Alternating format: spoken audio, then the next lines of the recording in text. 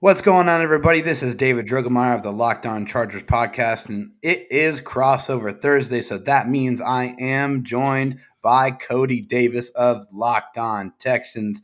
We got to get into this one on Sunday. It's going to be an interesting matchup. So, on the crossover episode today, we're going to get into some questions about the Chargers that are going to be delivered from Mr. Coty here. Then we're going to jump into the Texans. In the second segment, I'm going to ask some questions that I got that I'd like to know about this team and this organization. And then we're going to finish things up today with the predictions and what we think is going to happen in this game on Sunday. So, first and foremost, Coty, how's it going, my man? How's everything been? Doing well, my guy. Glad to be back for, I guess, because the Texans not going to the playoffs. I only have 3 more crossovers to do. Then my season is going to be over with. But other than the Houston Texans being a dumpster fire for majority of the season, I've been well. How about yourself, David? Yeah. Obviously, it's a little bit been a little bit more entertaining over here, right? When you got a team that's winning football games, and trust me, I've been there. I've seen some really bad Chargers teams, some 3-13, some 2-14. So I've been Mhm. there. I know how it is. I know it's not fun, but we got to get into this game, and we got to get into some questions about the Chargers. So I am going to throw this thing on over to you to kick this thing off. Yes, sir, David. And first thing I have to ask you, with Los Angeles coming to Houston at 8-6, it seems like the Chargers throughout the season, it's like they're missing something in order to be considered a championship contender. From your point of view, somebody who's been around the team, somebody who's analyzed this team, what is it that Los Angeles is missing? Because when I go back and I take a look at the 6 games that you guys lost, I think 4 of those 6 games, if I'm not mistaken, were one-score losses. Yeah, you're absolutely right. I mean, the Chargers have shown in every single game that they played that they're a very difficult team to blow out, and I think that really has to go on the shoulders of the head coach. I think Brandon Staley has come into this organization and really changed things, changed the way the Chargers view things, changed the mindset, changed the culture. He's much more of a great players coach. He's very clear, a very clear communicator, very strong communicator. He's a guy that when you put on a press conference, there's some coaches out there, Coty, when they get up to the podium, it's like, oh my God, when is this going to be over? Like, this is just awful. Brandon Staley is not one of those guys, man. You come away when you listen to his press conferences. Not only do you learn about football, you learn about life because this is a guy who's just easy to relate to. He's a cancer survivor. He's been through all. His parents are went through cancer. I mean, and he uses that as a big, kind of foundation for who he is, and kind of that mentality of, hey, if I can beat cancer, I can really do anything. And I think Hmm. he's really instilled that warrior spirit into this Chargers organization and this team. But one thing that I think we have to go back to as far as why the Chargers haven't really been consistent is that this roster, although top heavy with talent, is devoid of depth. And I think that's been the Hmm. big issue here, where they've had a lot of trouble really getting on a consistent roll, because I think you've seen patches of brilliance from the offense and from the defense, but the depth, and when those big key injuries go out and they miss those key important guys, that's when you kind of see what this team is. So as they get some healthier bodies back in the fold, going towards the end of the season, hopefully they can kind of build that semblance of consistency that you're looking for. Mm. You mentioned that the Chargers are a team that's kind of top heavy, and I remember a couple years ago, the Texans were also a top heavy team. That's probably part of the reason why they were not able to get to that next step. However, with that being said, you guys have a very good and very young up and coming quarterback in this league named Justin Herbert. I remember there was a time here in the city of Houston we were excited about a young quarterback, but hopefully the relationship between the Chargers and Herbert will actually be better so he can actually stay in Los Angeles, but don't want to get into all that right now. But how great has it been just to see the development and the growth from Justin Herbert over these last 2 years? And I gotta be honest, I did not know Herbert was having this good of a season until I was looking at some of his stats from as we was getting prepared to record. 32 touchdowns and only 12 interceptions. Yeah, man. Man. The dude is the truth. I mean, it's been so fun to watch him and just watch his meteoric rise, and that's truly what it's been. I mean, in his rookie season, he obviously gets to start in unceremonious fashion when, unfortunately the doctor made that critical error and punctured Tyrod Taylor's lung. And then obviously Justin Herbert gets a start that he literally gets told 2 minutes before he has to go out there and execute offense, where he hasn't really had a real training camp because of COVID. He wasn't a starter, so he didn't get a lot of the first team reps. So he went in there as cold as you probably can be. And he went out there and he balled out, and he almost beat the defending Super Bowl champions at the time, the Kansas City Chiefs, and that went into overtime. And if it weren't for Anthony Lynn kicking the ball and punting the ball back to Patrick Mahomes in overtime, the Chargers could have and should have won that football game. But with this new coach here, that they've really tried to revamp things and rebuild an offensive line for Justin Herbert. They go out and they get Rashawn Slater, they get Matt Filer, they get Corey Linsley, the center.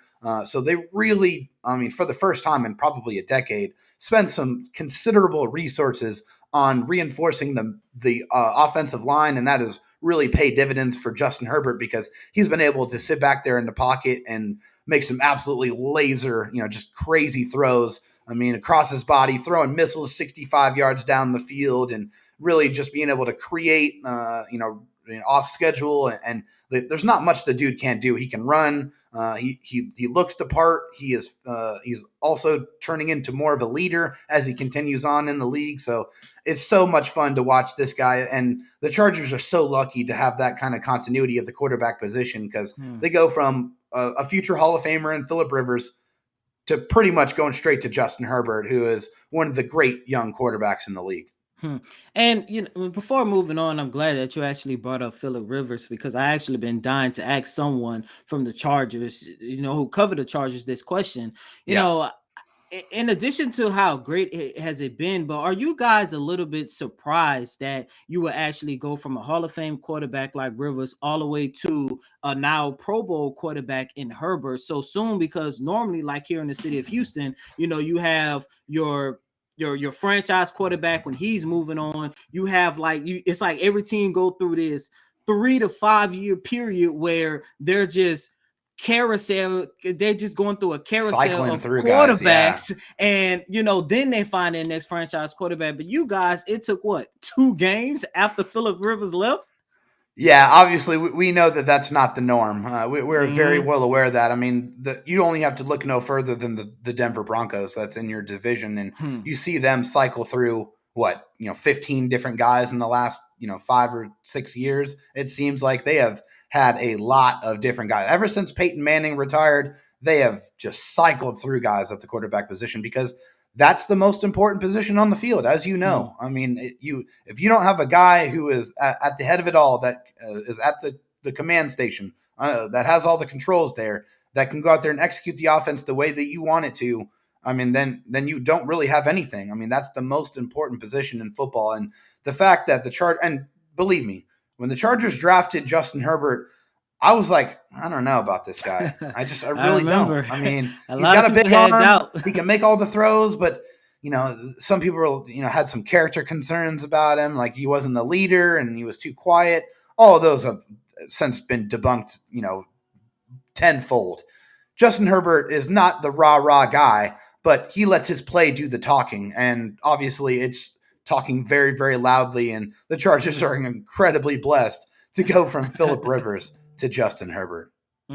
Last question before moving on. Both the Texans and the Chargers are going through a lot of COVID issues right now, and Joey Bosa has already been ruled out for Sunday's game. So how big of an absence will it be for the Chargers to go inside NRG Stadium on Sunday without Joey Bosa? Obviously, whenever you're missing one of the best defensive players in the NFL, it's going to play an impact. There's no question about that. Joey Bosa is leading the league with 6 strip sacks. It's absolutely insane. It's unreal for a single player to have that many strip sacks in the same season. 9 sacks and 6 of them are strip sacks. Like, the guy gets after the quarterback, but he also gives the ball back to the offense. So no matter who you're playing, because this is the NFL and they're all professionals, there's no question about that. And you're missing a guy of this caliber who can make impact plays whenever he is on the football field. It's obviously a massive loss. He's one of the highest paid defensive players in the NFL. And when you look at the stats you put on the tape, there's no question as to why the guy is a game wrecker. So, the Texans offensive line, from what I've seen on the left side, pretty strong, I would say. I mean, they got some good play out of that side. On the right side is where you see some of the deficiencies there. And I think that's where you're probably going to try to look to attack. And I think you're probably going to see some more exotic blitz packages with Joey Bosa not being out there. You're going to see some safety blitzes. You're going to see some corner blitzes. You're going to see some middle linebacker blitzes. They're really going to have to stress out Davis Mills and really try to make him figure out where that pressure is coming from. But I think that's going to wrap things up for this part of the crossover, and then we're going to switch things over and get into the Houston Texans. I know I see Coty shaking his head. But first, before I do that, I got to tell you guys about Stat Hero. Stat Hero is the first of its kind daily fantasy sports platform where it is you versus the house in head-to-head fantasy matchups. Winner take all. Sign up for free right now at stathero.com/lockedon and use the promo code LOCKEDON for a 100% deposit match. No one plays daily fantasy sports to lose. Winning feels so much better, but traditional fantasy sports are a long-term losing proposition because you never know who you are going up against. Stat Hero is the first of its kind daily fantasy platform where it's you versus the house, so you know exactly what's going on and who you're going up against. And here's the crazy part. Stat Hero shows you their lineups before you play, and you handpick the team that you want to face them one-on-one. This is a never-before-seen innovation of fantasy sports and sports betting hybrid, and has Stat Hero players clocking the odds that are 4 times better than normal. So sign up for free right now at stathero.com/lockedon and use the promo code LOCKEDON for a 100% deposit match. That's stathero.com/lockedon. Use promo code LOCKEDON for a 100% deposit match. Terms and conditions apply. All right, guys, we are back here on Crossover Thursday. Thank you guys for making us your first listen. Of course, Locked On Chargers and Locked On Texans. And so for me, obviously, since I covered the Chargers, the first question for me is about Tyrod Taylor. I mean, how can it not be, right? So he started the year as the number one guy for you guys, as the starting quarterback, and he was supposed to be the guy the whole way out. But I think he's dealt with some injuries and some inconsistent play. So from someone who has been covering the Texans, who has been watching this team up close from week to week, what has his season been like? And, what has that trajectory kind of been like up to this point? It's been sad. I have to say it just like that, David. Because first and foremost, before Tyrod got here, of course, you already know about all the nonsense and the drama that was going on with Deshaun Watson. And everyone knew that the Texans were going to be one of, if not the worst team in the NFL. A lot of people thought that this was going to be a team to go 0-17. However, when the Texans signed Tyrod, I looked at this from a standpoint. I said, okay, well, he's not going to be the guy that's going to lead us to the playoffs. He's not going to give us the dynamic plays that we got used to from Deshaun Watson, but he is a really solid and has always been a really solid game managing quarterback that can actually help you win a game. He's not going to be the cause he's not going to be the reason why you lose the game. And it started off like that for the first 6 quarters of the season. In game 1, Texans went out. They beat the Jacksonville Jaguars pretty good. And Tyrod Taylor showcased what he was able to do when healthy. Key word is there, when healthy. Week 2, those first 2 quarters of week 2 in the loss against the Cleveland Browns, he looked good. Had the Houston Texans up 14-7.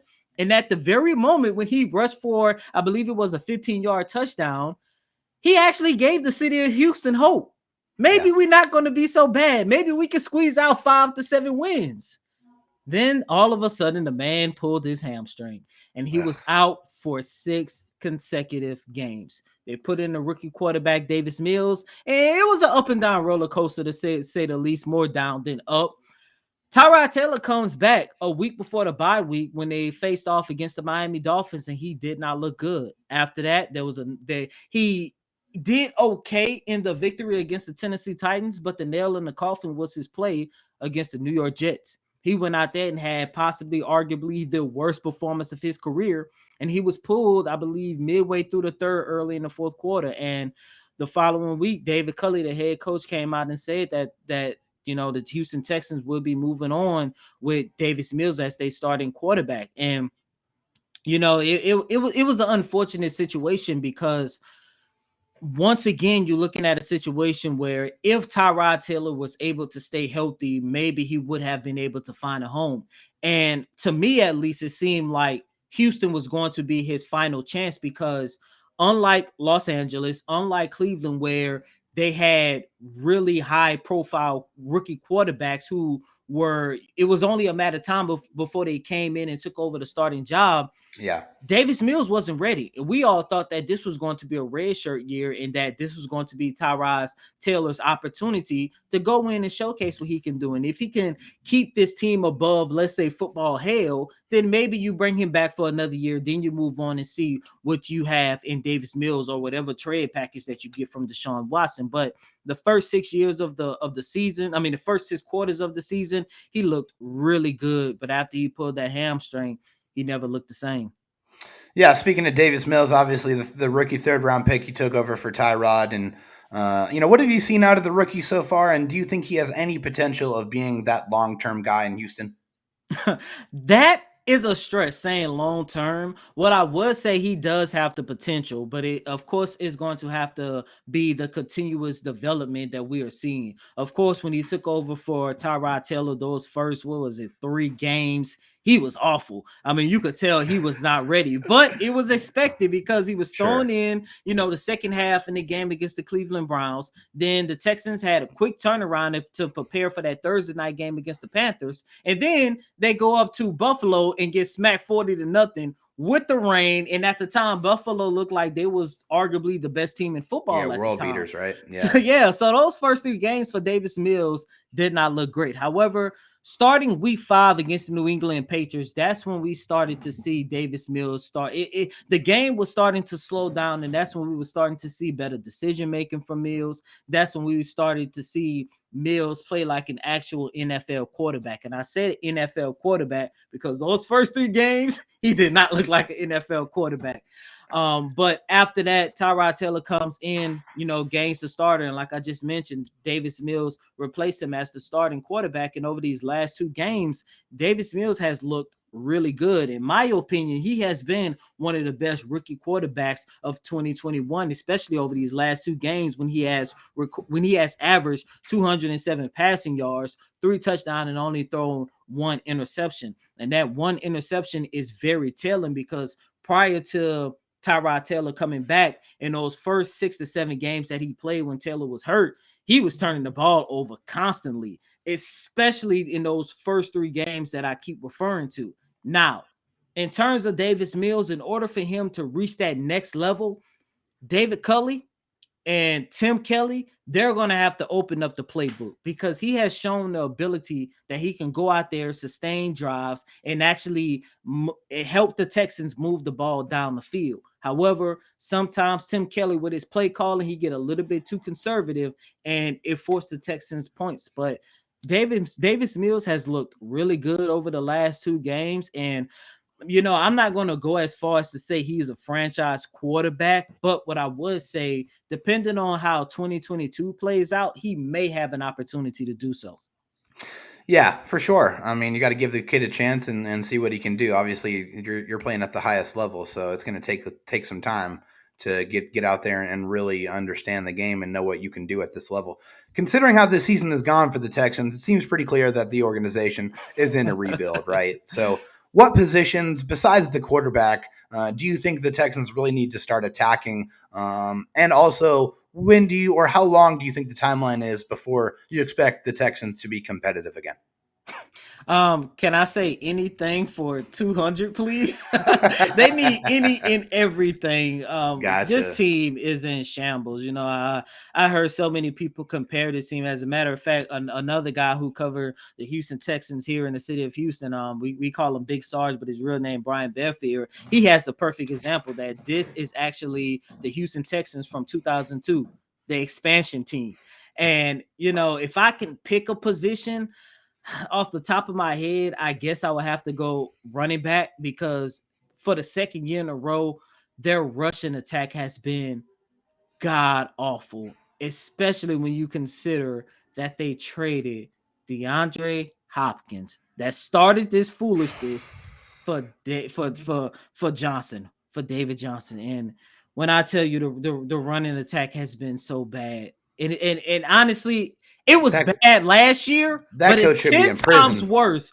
Oh my God. It He like should I be in say, prison for that trade. He should be in prison for that trade. Oh my God. I think prison might be a little bit too easy for the nonsense Bill O'Brien did with that move. I would never understand it, even when we try to make sense of it. Makes no We sense. couldn't.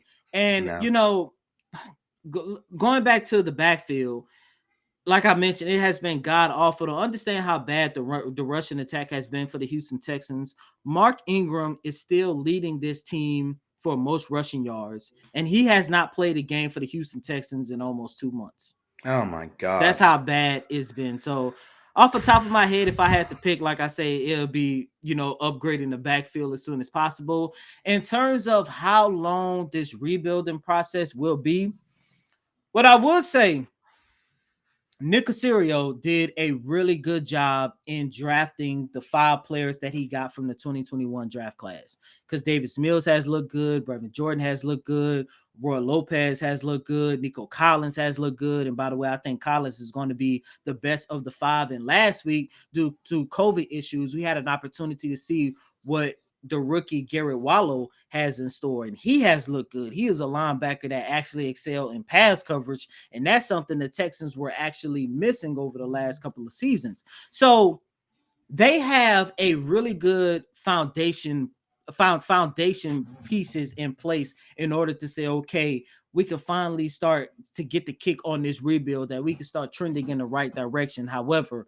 because everything with this organization is so bad, it's hard to tell how long this rebuilding process is going to be, especially considering that the majority, if not the most important piece of this rebuild, is going to come in what they're going to get for Deshaun Watson, and Sure. not only what they get for Watson, what are they going to do with those draft picks? Because you can get all the first round picks and second round picks you want, but if you pick the wrong players that don't pan out in the NFL, then you wasted another golden opportunity. So I would possibly say 5 years, and that might be the least. Gotcha. Yeah. So here, this is my last question here, and this just pertains to this game. You look at this Houston Texans offense, and it's very clear to me that the biggest weapon by far is Brandin Cooks. And unfortunately, Brandin Cooks was put on the COVID reserve list here. He has 116 targets. The next closest person to him is Nico Collins with like 43. It is absolutely astounding the difference between Brandin Cooks and anybody else on that offense. So what does him being gone, or potentially not being out there for this game on Sunday mean to the Texans in this game? Oh man, you talking about the face of a franchise.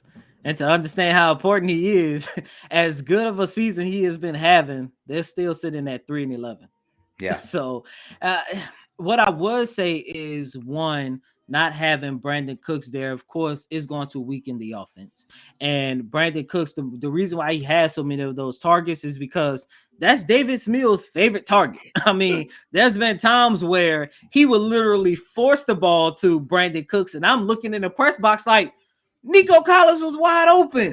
Danny Amendola was wide open. So, but that was also early on in his career, and it seemed like he Right. was using Brandin Cooks as a safety blanket. However, as you just mentioned, as everybody knows, Brandin Cooks is so important to not only the Texans offense, but to the whole entire organization, because he is their leader. So Yeah. not only are you losing the most important offensive weapon, you're also losing an important voice in the locker room that can actually kind of help keep the spirits up. Even though I don't think this is going to happen, but crazy things has happened in the NFL with the opportunity, with the small chance of pulling off an upset. So not having Brandin Cooks there on Sunday is really going to hurt. However, what I would say, this will actually open the door to see what we truly have in Nico Collins, because I believe he has a very dangerous untapped potential that he is waiting for the right moment to release, and Sunday could be the game. It could be the game if all goes well.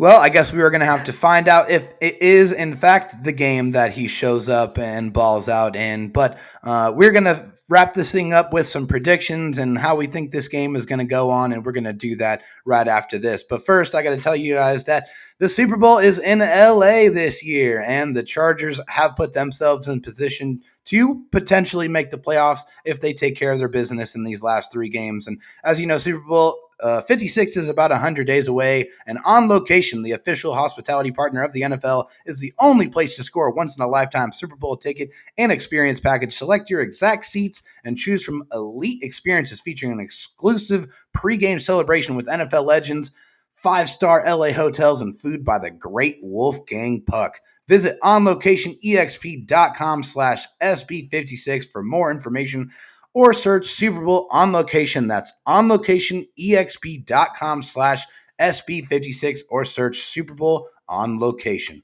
I also got to tell you guys about, hey, this is a great time of year to get your bets out there. There's so many interesting things to bet on. There's obviously UFC going on all year round. We got some great basketball games going on with the NBA season in full swing. Obviously, the NFL is reaching towards the end of their season and heading into the playoffs.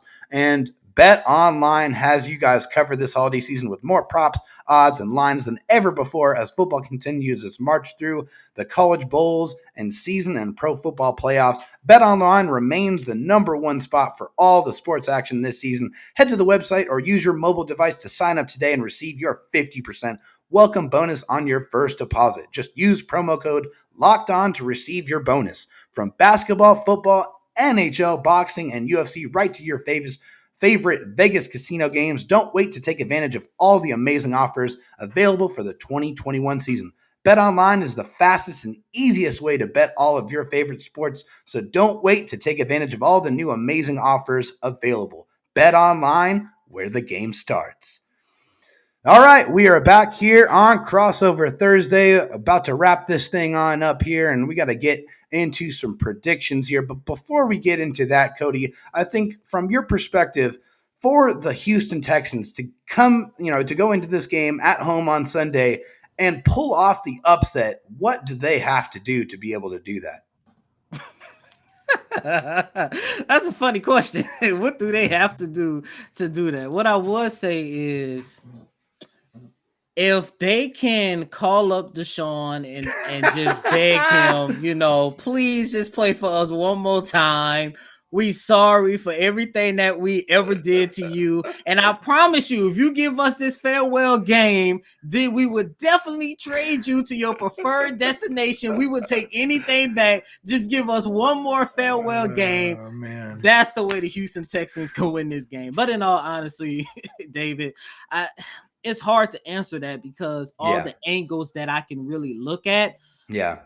Majority of the most important players are out due to COVID right now. I mean, I was about to say both of these teams are ravaged right now. You guys have what, 9 or 10, and we got 11 players on the COVID list. Now, only 2 of them have been completely ruled out because they're unvaccinated, and you got to be out 10 days regardless. If you test positive. But I mean, a lot of those guys, you just don't know. I mean, the Chargers, their pass rushing group right now is very, very scary. No Joey Bosa. And I'm not scary in a good way. I mean, you got Uchenna Nwosu that's going to be out there. And then you have Kenneth Murray, who's a middle linebacker. They've basically converted midseason to an edge rusher. And then you have like a 5th string edge rusher and Emeka Egbule that's going to their out there. You don't know who's going to be going out there to play safety. So because Derwin James is hurt, and Tavon Campbell and a couple of their other guys are on the COVID list. So oh man, this virus is wrecking the NFL right now. Like the NFL is having to really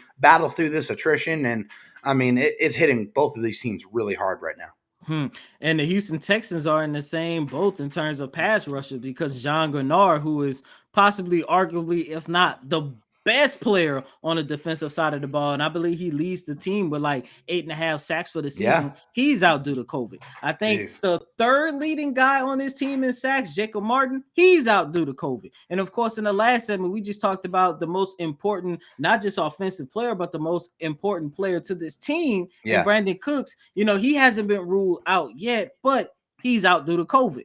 So, like I say, it's hard because in terms of the Texans, showcasing why this defensive line has actually been the best part of this team throughout the Yeah. season. The two most important guys are out, and of course, like we just mentioned, Brandin Cooks. So, I honestly don't know what the Texans will have to do in order to win this game. I will possibly say Davis Mills will have to go out there and, possibly play as good, if not better, than Justin Herbert, which I damn sure don't think that's gonna happen.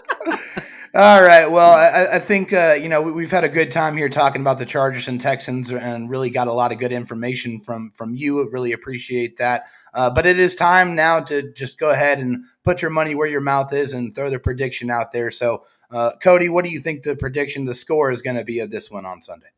If it wasn't for COVID, plus the Texans are coming off a win, I would say they would give a better fight. However, that's not the reality of the situation. So I'm going to go 35-7 Chargers. Yeah, honestly, that's right around where I was thinking as well. It just, no offense to the Houston Texans, but the cupboards right now are pretty barren. I mean, on the offensive side, your one saving grace was Brandin Cooks, and he obviously was a very dangerous weapon, but his status for this game is in jeopardy. Obviously, the Chargers are without several key members at the moment here, too, with Joey Bosa already being ruled out, and Austin Eckler being on the COVID list, and their center Corey Linsley being on the COVID list. I mean, it goes on and on and on. But the thing is, the Chargers still have Justin Herbert and still have a lot of other weapons on the offensive side and on the defensive side. So I just think this is a really tough battle, a really tough matchup for the Texans to win. So I think I'm going to go right around with you. I think 35-7, 35-10 is probably right where I'm going to put this game. I just think that this one's going to be a really tough one for the Texans. But, I think that the Texans, they have a couple of pieces to build around, some of those names that you mentioned, especially on the defensive side,